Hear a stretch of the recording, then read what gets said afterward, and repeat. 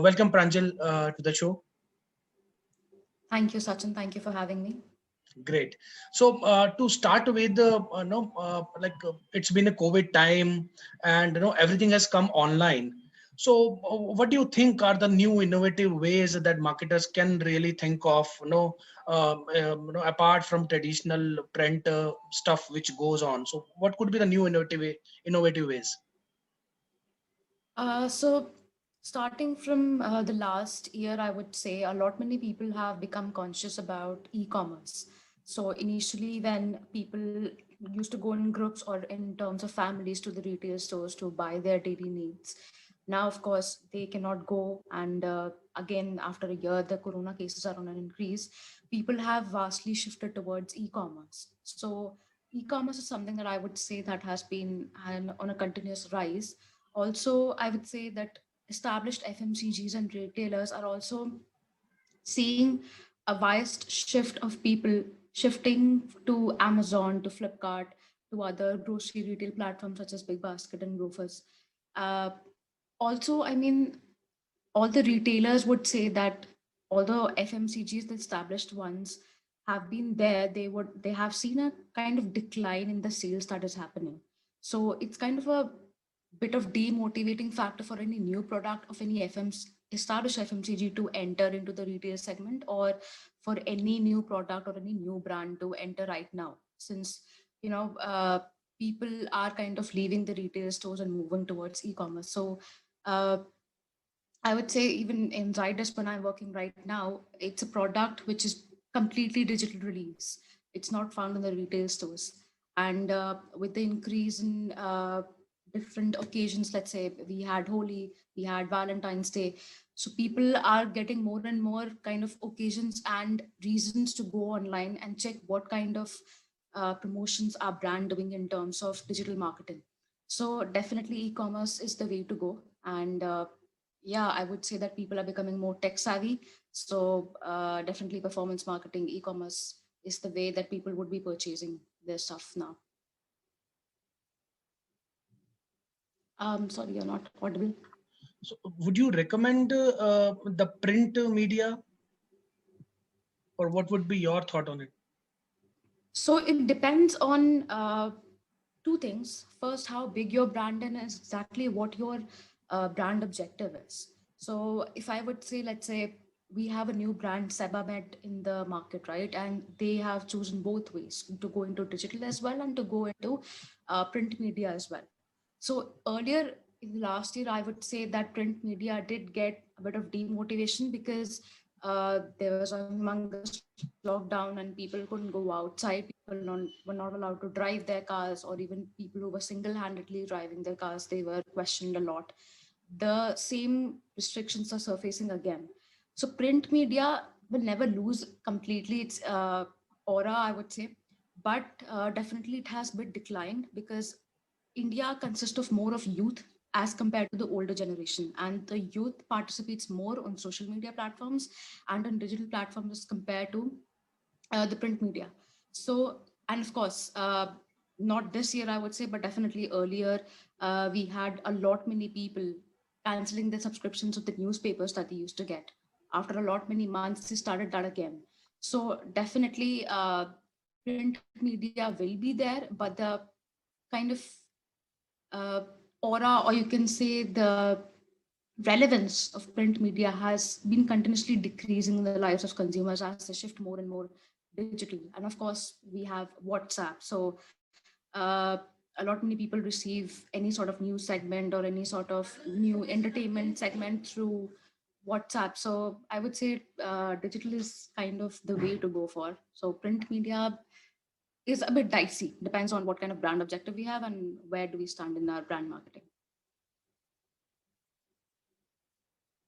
Yes, to an extent, I think what you are saying, yes, it do matters. What are the brand preferences around it? So, rightly, yes, true.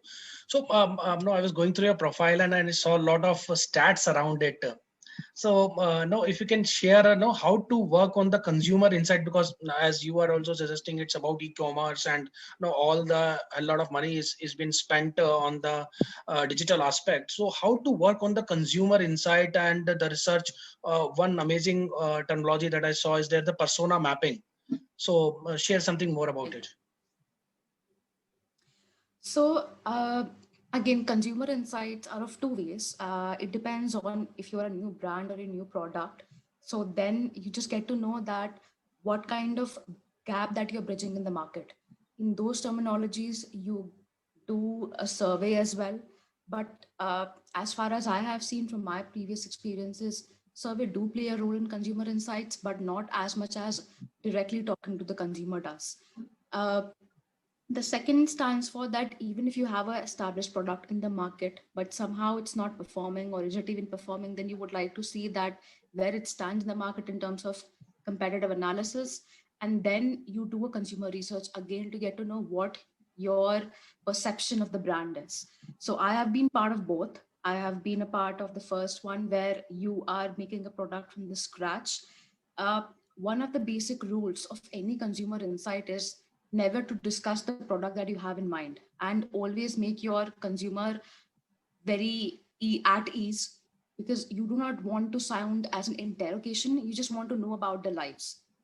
What happens is that any product or any service that you use will always have a specific time uh, in the duration. So let's say if I wake up at 8 o'clock in the morning and sleep at 11 o'clock in the night. So if I'm using some sort of products and some using some sort of service, that will have a set of time, maybe 2 o'clock in the afternoon or 4 o'clock in the evening. Uh, so how do I basically understand what importance that that product play in my life, or if I am using, let's say, personal care products, if I'm using food products, what kind of food products am I consuming? Then what kind of food products do I have a preference for? So in that case, it's very essential for you to make your end consumer at ease and try to understand their life. Just try to understand and talk as a friend to them. That gives you way more insight as compared to completely making your uh, let's say entire consumer insight experience as an interrogation. The second thing is also happens is that, again, when you are an established product in the market but you just want to know the perception that people have about you, the similar thing happened is that you want to make your consumer at ease, and you just want to understand that what perception do they have right now in the market, and what kind of perception do you want people to think about, and then you see the gap. So one thing that, let's say, happened in sugar free as well, that a lot many people who consume sugar free has a perception that it's only meant for the diabetic people. But what perception do we want to make clear in sugar free is that it's just not meant for diabetic people. Anyone can consume sugar free because it contains natural ingredients, let's say sugar free natura, so, or sugar free gold, and also we have uh, a new product out. So we just want to say that it's just not meant for the diabetic people. Anyone can consume it, because if you want to cut down on the sugar levels that you consume every day, and if you want to, have a guilt free consumption, same with sugar free delight chocolates as well that we have in the market, right? So, and also, whenever you are doing consumer insights, when you come to buyer persona, one of the rules that you should always follow is not only getting to know your target consumer, but getting to know your uh, super consumer, I would say. And super consumer is someone who you really deep dive. It's that niche part of your target segment where you just want to know that who are they, what do they consume, why do they do that, and how do they do that. Once you deep dive, you genuinely get to know the life of that person, and then you're able to map them out in a very stated format. And then you get to know that, okay, this is the person you would like to target, and this is the person you would like to promote your product to. So this is how you go about consumer insights, and then out of that, mapping everything in a single format. Right, right. So, I mean, just taking cues here. So, can you elaborate a little bit about the super consumer you mentioned? So, what will be the advantage if I am into a mass category and you are taking it to the niche level, no, of no, taking the priorities to the super consumer? So, how it helps basically? So, okay, if I am saying super consumer, normally what happens is for any business, uh, from the past experiences, we have seen that 80% of the sales, or 80% of the revenue comes from the 20% of the consumers. Either they are the ones who are very loyal, or either they are the ones who really find the best value for themselves in your product. We would like to target them in order to understand where our maximum revenue is coming, because ultimately for any business which is existing in the market, having revenue is the ultimate goal. So for that, what we do is that once we come into super consumer, we just start asking them different kind of questions, that what do they like in the brand. Like if we have, let's say, sugar free as a brand, or we have any sort of a brand, so what do they like about the brand, what do they dislike about it, what do they prefer. uh, so this is something, their likes and dislikes. Also we get to know about their purchasing decisions, that is, when do they go for their grocery shopping, where do they consume their grocery shopping from, is it online, is it offline. And also genuinely getting to know who are they. So are they into some sort of as we decide, or as we divide, psychographical, like what do they think about it, or demographical, where do they live, what is their age, how much do they earn, and what have been they working on.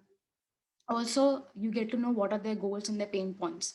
Ultimately what really happens is that trying to understand what is the gap that a consumer wants to fill in their lives, that gives you an idea that how can your product prove as a solution provider to that person in achieving their goals and pain points. So that is what you do with a super consumer, getting to know what are their aspirations and what are their goals, what do they like to see themselves, or how do they like to see themselves, let's say after 5 years, after 10 years, and slowly and gradually how our product would get into their daily lives, and how it would prove to be something which is really relevant and important for them. So that is what we mean by super consumer, and that gives you a good amount of segmentation on uh, what kind of people can you target, how can you target them, because ultimately if you target those people the correct way, then your 80% of the revenue is done. And of course 20% of the revenue can come when you target the rest of the consumers. They might be loyal, they might be not loyal, but once you have got a good command on the 20% who bring the 80% of the revenue, more than half of our work is done. Right. Nicely explained. Perfect. So taking the discussion forward, there of course has to be certain competitive benchmarking. When we talk about go-to-market strategies, and that to spread across various market. So what are the some standards that we can look forward to while managing this benchmarking?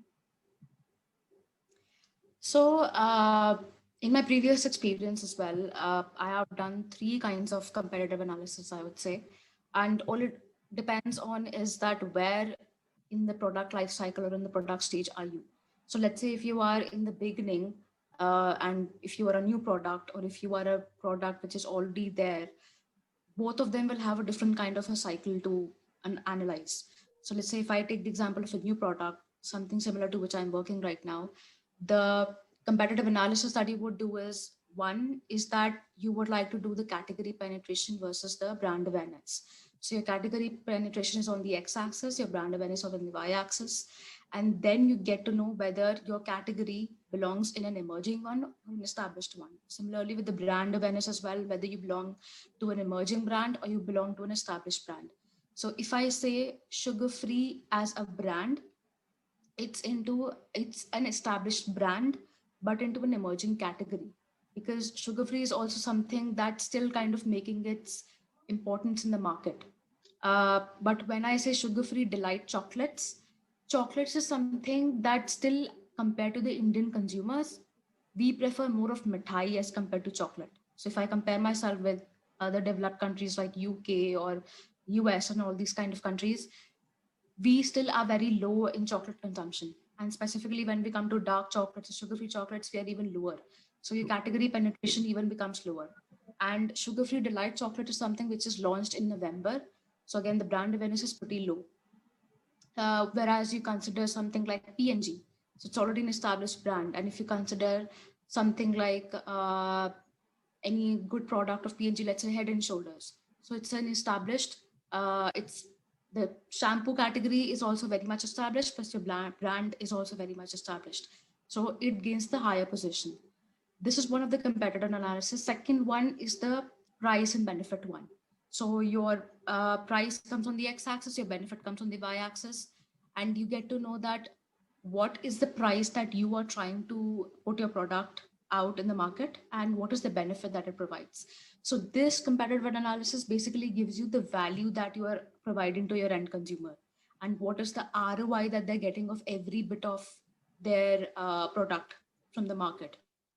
So if I have a yogurt or if I have something, any product in the market which is not well known, and if I, let's say, I market at a very high price, there's no point since the brand awareness is pretty low. Or if I see that it's just a normal yogurt with not that much amount of benefits, then of course, I need to be very careful on what price am I pricing it, because Indian consumer, one of the insights is that Indian consumers are very, very price sensitive. And with so many choices in the market, they would not think twice before switching to a product which really gives them the ROI or the value of whatever they buy. So these are the two competitor analysis. The third one comes more later in the stage, which is when you're going towards, let's say, ad making or campaign management. In that, you basically compare yourself with other campaigns of the brand in terms of emotional benefit or functional benefit. So functional benefit stands for just, let's say, if I take an example of a perfume or a deodorant. So we know that fog is known for, providing that in a bottle you have 100 sprays. So that's called functional benefit, where it's making the consumer believe about the ROI that fog gives. Whereas if I talk about Axe doesn't mention it, but Axe has a very different way of communicating its product or its advertising, and it's more towards emotional on how spraying an Axe attracts more ladies or attracts more females. So that's towards more emotional benefit, which comes in the later stage. So these are the three different kinds of competitor analysis we do. There are also many sort of competitor analysis, but it depends on the kind of uh, platform that we are choosing in order to get to our